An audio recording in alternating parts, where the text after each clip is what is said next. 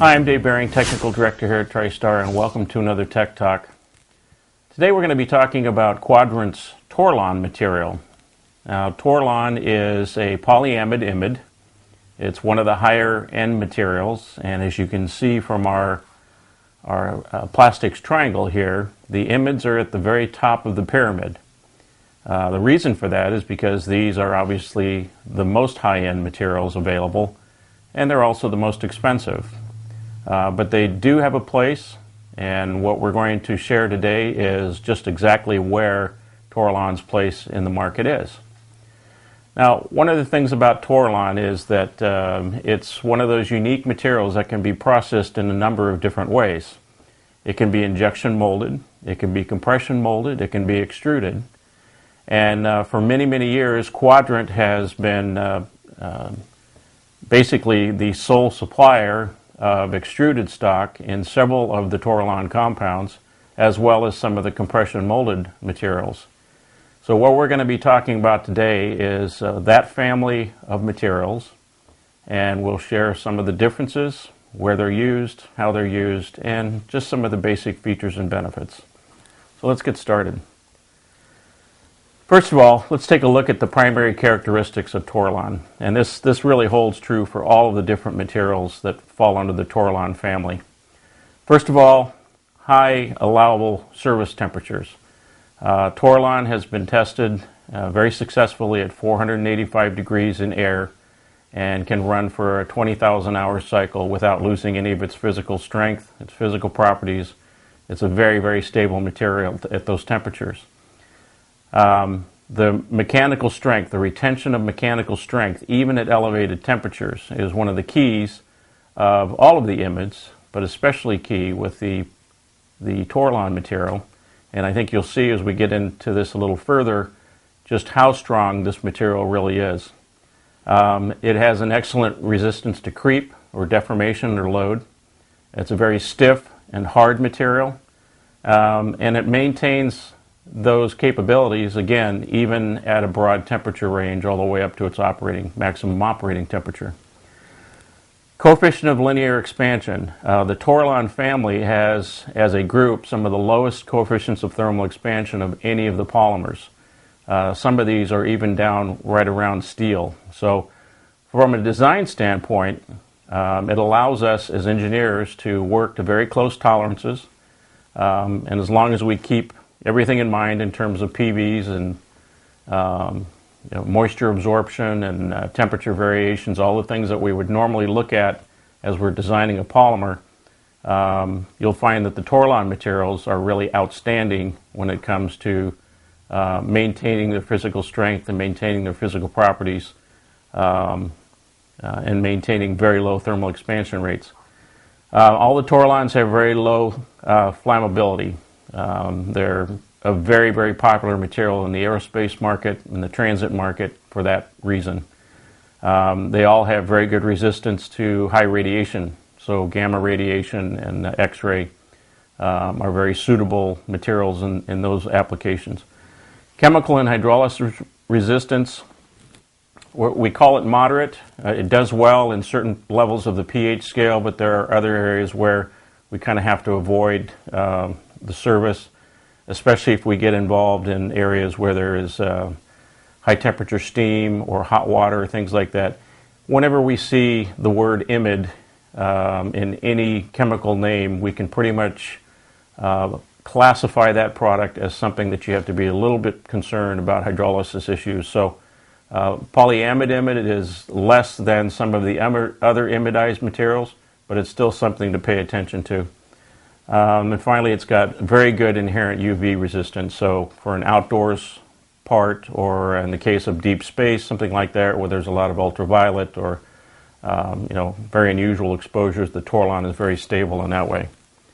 Now this chart here is a stiffness versus temperature, and the reason that I put this in here is I wanted you to note the Torlons are at the top of the list here in terms of the curves, these DMA curves. And basically what this chart is telling you is that these materials, the Torlons and also the PBI, which we'll talk about in another session, they maintain their physical properties. They maintain the stiffness property all the way up to and very close to its maximum operating temperature. So again, from a design standpoint, that's a very, very interesting and very important feature. Same holds true when applying this as a bearing material. We take a look at what the allowable static bearing pressures are versus temperature. And you can see here that, again, the Torlons are right at the top of the list, and that they will maintain very high allowable bearing pressures even up to and including its maximum operating temperature. So, you know, one of the reasons that the Torlon does so well, especially in high temperature bearing applications, is because of this. It does maintain its properties so well across the full spectrum of its temperature range. Now let's take a look at some of the available grades. I would categorize the Torlons really in two areas as far as splitting the family up. There are the structural and insulating grades, and then the bearing grades. The structural and insulating grades would be Torlon 4203 and 4503, and the main difference between those numbers is the 4203 is extruded material, so extruded rod and things like that. 4503 would be the compression molded version of that. So both the exact same materials in terms of the makeup of it, it's just the processing is different. Same holds true for the 4301 and the 4501. Again, 4301, which is one of the most popular of the Torlons as a bearing material, is the extrusion grade, and the 4501 is the compression molding grade. There's also another grade, 4540, which is a special bearing grade that actually has extraordinarily high wear properties. It's for extra difficult bearing applications where you need extreme wear life. And there are a couple of other Torlons as well that are classified as custom compounds, but they are really geared for specialty applications. So what we're looking at today is really the primary materials that are available through Quadrant. Next would be Torlon 5530 and the 4XG. These are the two glass-filled materials. They're certainly very capable insulating materials, but they're really more primarily a structural material. So if you have a part, for instance, that's made out of aluminum or possibly stainless or even steel, and you're looking at a way to save weight and then be able to maintain good structural integrity, these two materials would give you a very, very strong material. And again, all those other factors that we talked about before, thermal stability, good temperature range, good chemical properties, all of that comes into play here. And then finally, the Torlon 4XCF, which is a carbon fiber, 30% carbon fiber reinforced. This would be primarily a structural material, but there are places where you could in fact use it as a bearing material. The carbon fiber tends to be a little bit more abrasive, but for supercritical high load applications, the 4XCF is also something to take a look at. Now, taking a look specifically at these grades, the 4203 and 4503, these are really the dielectric materials. These would be the materials that we would put in applications where there's a direct exposure to high dielectric demands, space applications, military aircraft, and then even into the semiconductor and socket test sockets and things like that. These are applications where the glass or the 4203 and 4503 would come into play. You can see here the electrical insulating properties, the surface resistivity, dielectric constant, dissipation factor, all extremely good as polymers go.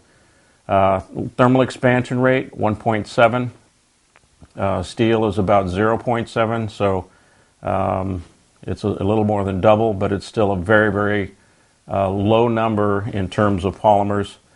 And then as far as coefficient of friction, because this is primarily an insulator, it's not designed to be a dynamic material.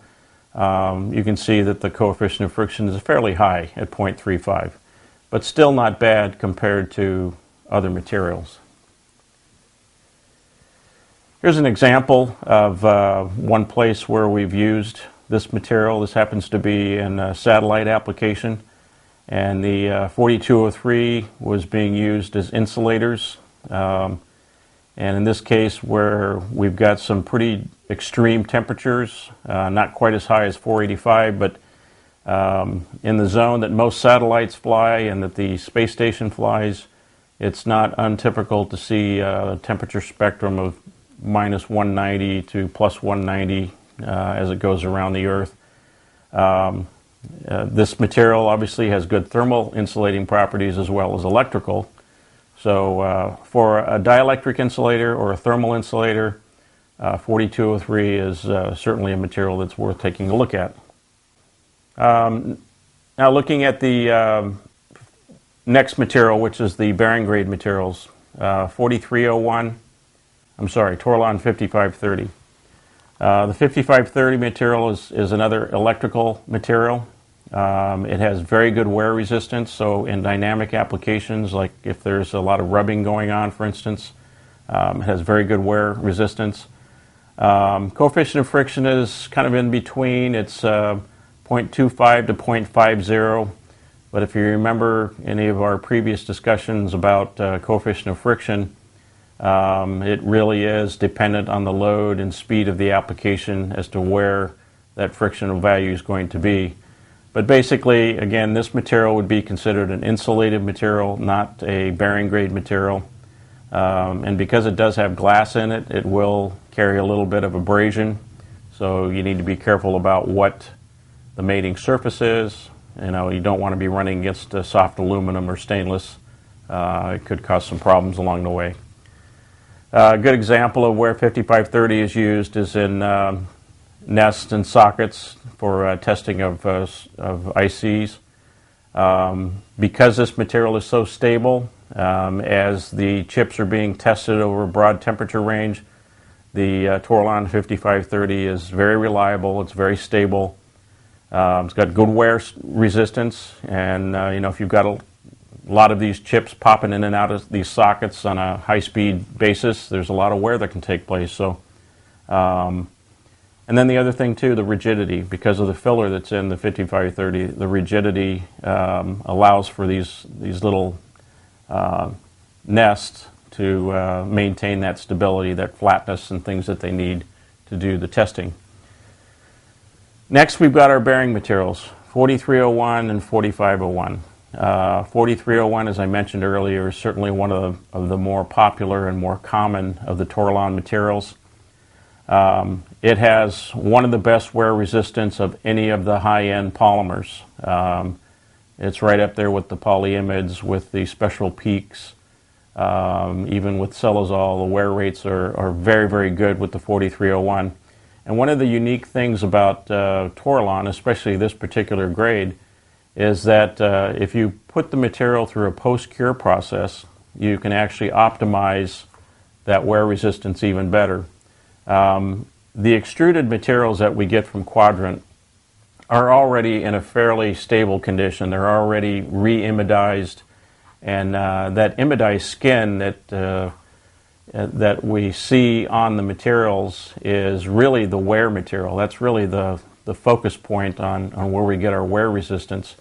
So if you machine a lot of that off and you feel like you need to enhance the wear properties once again, even though the process allows for a through and through wear resistance, it won't hurt if you've got an extraordinary situation. It won't hurt to go back and do a post-cure. And you can do that either by doing a rough cut on the part, then going through your post-cure and then taking your final cut. If you do that, you don't want to take too much off because that imidized skin is only going to be so deep. So maybe a couple 3/1000ths is about all you want to take as far as a cut. But what you do there is basically reintroduce that very special wear surface. So it's something worth taking a look at if you have again, some extreme wear issues. Coefficient of friction, 0.10 to 0.40. Again, you see these broad ranges on all of the wear materials because of that factor of coefficient of friction being related to loads and speeds and operating conditions. So, but the Torlon 4301 and 4501 are two of the very, very low friction versions of Torlon. Because of the graphite additive, that gives us our lubricity. It also eliminates the stick slip. So for very light duty, for instance, if you got very light duty where you're not maximizing the load capability of the material, sometimes you can get this little stick slip phenomenon. That's just because you're not getting the tribological value of having a lubricating media in the material. So the Torlon 4301 and 4501 inherently have a very, very low stick slip issue. So something to keep in mind. Flex modulus is over 1 million psi. Now, that's very high for a plastic in general, but for a bearing grade material, it's very, very extraordinary number. So again, that points to the fact that the Torlons are so strong in all the grades, and to see a 1 million psi flex modulus is pretty incredible for a polymer. And then the wear resistance, as I mentioned before, the wear resistance in even a non-cured or post-cured material is pretty good. The post-curing just enhances it even further. But the one thing about the Torlon material is that it really can take extremes in terms of PVs. We've got PV applications where we're looking at 150, 200, even 300,000 PV. And I know in some lubricated applications, which again, we don't normally push lubrication with plastic bearings, but in some lubricated applications, especially in the automotive world, we've seen PVs as high as 1 million, very successful. And Torlon is a very well-known and well-accepted material in the automotive world, especially in the area of transmissions and gearboxes and things like that for thrust washers. So bearing grade, the 4301, 4501, definitely the top dogs. I'm just taking a look at some of the applications here for the 4301. One particularly interesting application is on compressor vanes. Now, traditionally compressor vanes are made out of special phenolic materials. The reason that historically they liked the phenolics was that it did wick a lot of the oil. You know, if it was a lubricated compressor, it would wick a lot of the oil, and that would become kind of a self-generating, self-lubricating material. And because it was a thermoset, the micarta, the phenolics or thermosets, they're fairly stable in terms of thermal expansion rates. So they were a pretty traditional material for vane applications.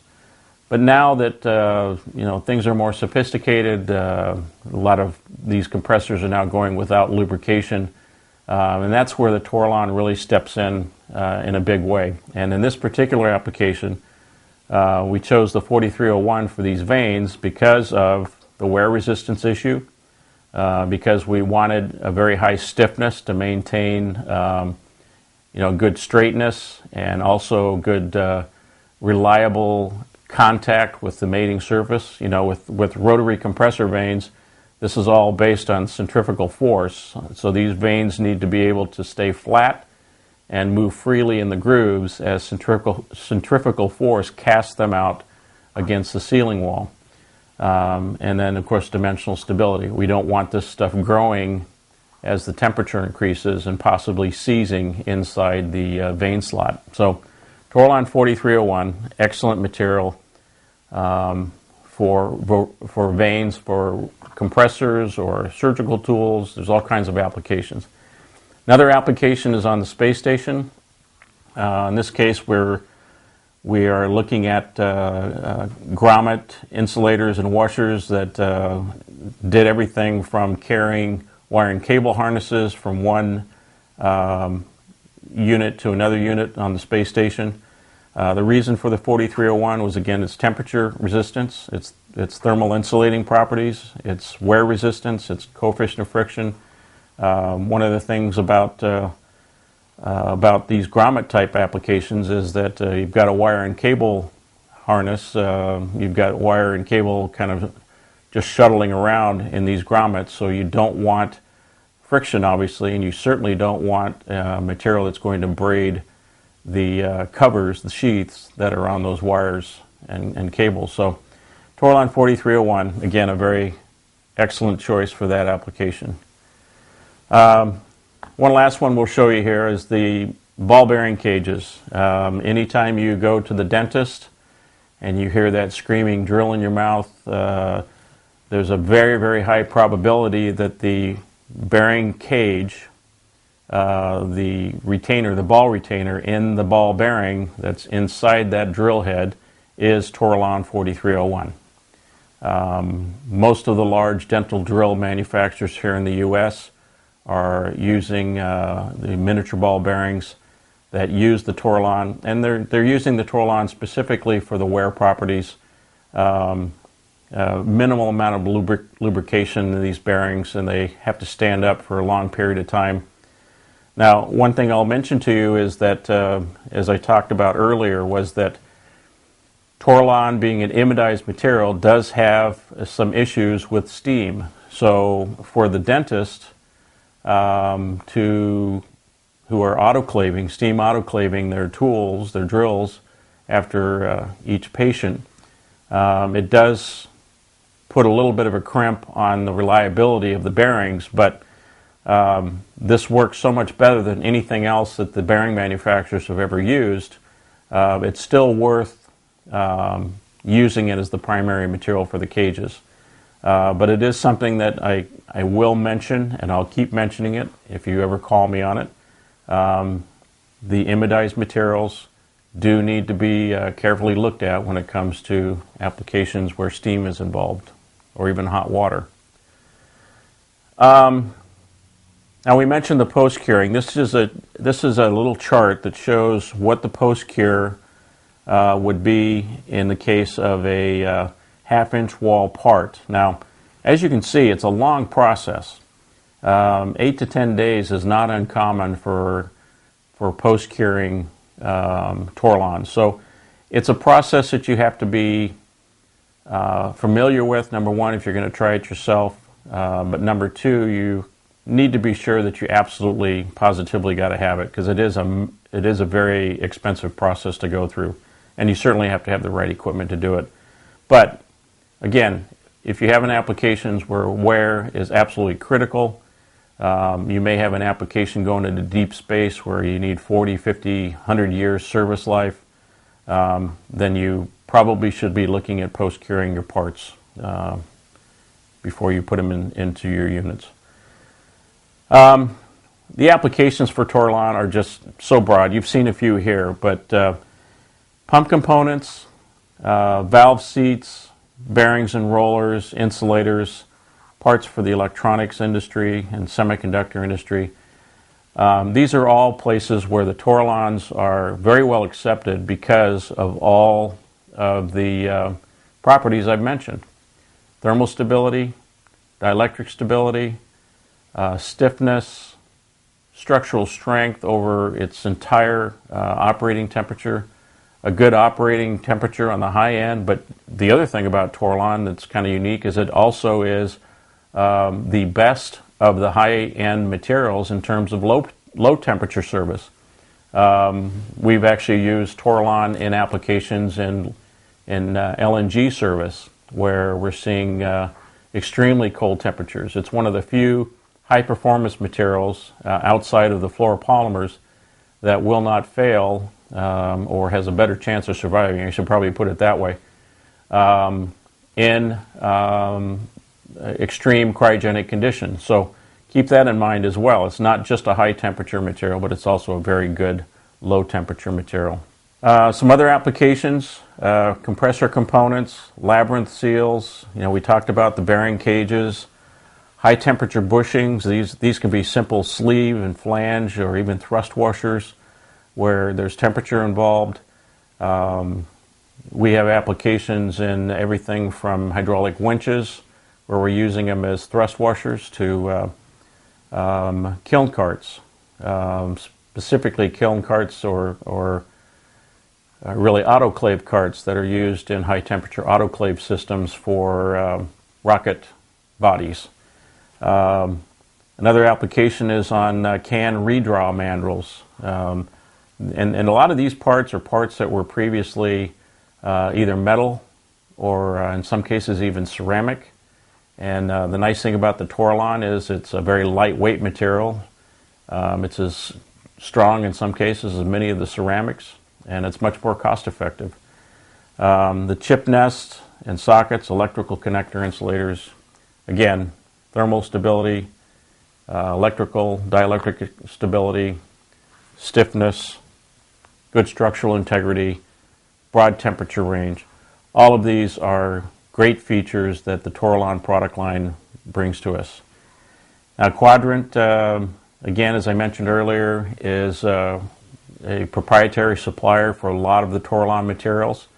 Torlon as a resin is manufactured by Solvay. It was originally developed many years ago by Amoco, but it's now a Solvay product.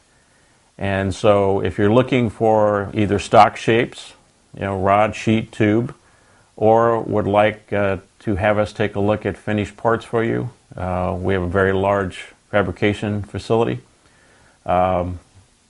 Please get in touch with us, send us your prints, or give us a call and talk to us specifically about your application to be sure that the Torlon is the right call.